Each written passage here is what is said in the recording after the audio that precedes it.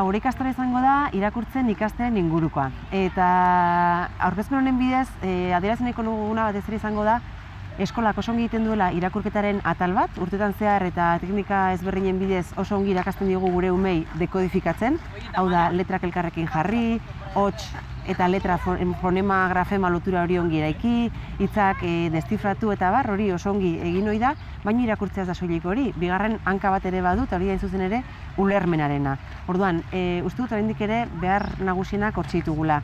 Gure ikasleei benetan ulertzen irakastean, eta hori esplizituk egin barren zerbait, esku hartzea eskatzen du, interpretatzen ikasi dezaten, eta benetan lerro artean ulertzen eta irakurtzen ikasi dezaten. Orduan, hor estrategia kognitibo batzu daude, goi mailako estrategiatzat hartzen direnak, hipotesiak egin, aurre ezagutzak aktibatu, hipotesioik berreraiki, testuingurua kontuan hartu, bai.